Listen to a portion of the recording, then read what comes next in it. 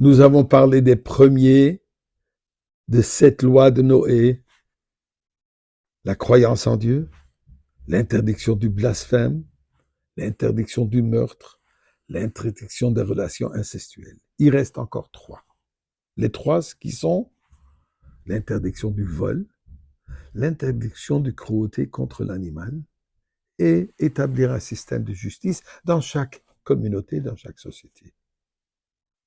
Ceci nous amène au monde parfait. Remercions Dieu pour nous donner cette opportunité de vivre une vie morale. Alors, mes chers amis, je vous invite à prononcer avec moi le chapitre 100 de Tehillim, le psaume. Et pour ceux qui ne parlent pas l'hébreu, on va le faire aujourd'hui en hébreu et en français. Chose que je n'ai pas l'habitude de faire. Aujourd'hui, on le fera. Donc, psaume 100. Mizmor le soida, horiula adonai kol haaretz. Un psaume de reconnaissance. Acclamez l'Éternel, toute la terre. Ivdu es adonai besimcha, boy lefanov birnana. Adorez l'Éternel avec joie. Présentez-vous devant lui avec des chants d'allégresse. De où qui adonai hu Elohim hu asanu, veloy anachnu amoy vetzoin marisoy.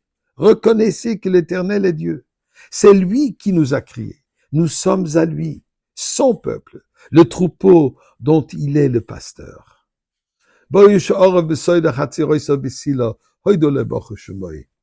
Entrez dans ses portes avec des actions de grâce, dans ses parvis avec des louanges. Rendez-lui hommage, bénissez son nom.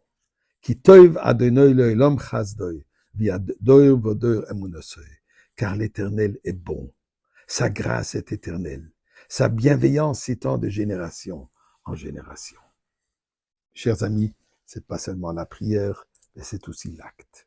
Donnons de la charité à n'importe quelle bonne œuvre que vous connaissez. C'est de bons actes, c'est une action qui transforme le monde. Eh bien, pour conclure, les trois dernières lois de Noé, comme j'ai mentionné tout à l'heure, le vol, cruauté contre l'animal et établir un système judiciaire. Voler ne veut pas dire tout simplement prendre quelque chose de la poche du prochain ou prendre quelque chose de l'étalage. Être malhonnête dans les affaires, c'est du vol. Rendre un objet qu'on a acheté sur Amazon avec des excuses qui ne sont pas vraies, c'est considéré une forme de vol. Donc, nous devons comprendre, et en croyant que Dieu nous regarde, que Dieu nous observe, il y a cette caméra divine. Eh bien, mes chers amis, on sait très bien que quand on est sous une caméra, le comportement est différent que si on pense que personne ne nous voit. L'œil de Dieu est présent. Pas seulement la satellite qui nous mène avec Waze dans la direction, mais Dieu, il nous regarde continuellement. Donc, vivons avec cette conscience réelle de la présence divine. Et donc, notre comportement sera un comportement juste.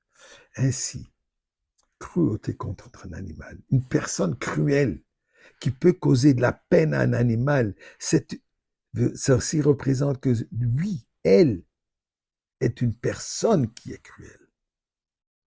Dieu dit, il faut être fin. Micro-ito contre, bien sûr, contre l'être humain et ainsi contre un animal. Jamais arracher un morceau de chair d'un animal vivant et ensuite aller le manger. Et même si on ne le mange pas, c'est interdit. Tout simplement être une bonne personne. Et finalement, nous avons nos limites. Donc, nous avons besoin d'un système judiciaire qui va assurer un comportement moral, un comportement bon. Ceci, c'est cette loi, nous amène à un monde de perfection, un monde blanc. Un jour, j'ai entendu d'un artiste québécois, Yann Menses. Apparemment, ses peintures se trouvent dans des musées à travers le Canada. Il m'a dit, c'est quoi la relation entre la promesse divine que plus jamais il amènera un déluge comme dans les temps de Noé, et comme signe, il nous donne l'arc-en-ciel. C'est quoi là la connexion entre l'arc-en-ciel et cette promesse divine? Eh bien, il me dit la chose suivante. Prenez une surface blanche ronde. Mettez, dessinez des lignes, 7 lignes de cette couleur principale. Donc, une ligne sur cette surface. Tournez-le très vite. Donc, il y aura une sorte de mélange de ces 7 couleurs. Ce qu'on aura, c'est la blancheur. Blanc. Pour nous dire qu'en vivant avec ces 7 lois, nous avons un monde blanc, un monde pur, le monde de perfection, le monde où le saint Mashiach, le descendant du roi David, le vrai Mashiach, nous sort de l'exil, tous ensemble, dans ce monde parfait, ce monde de lumière absolue.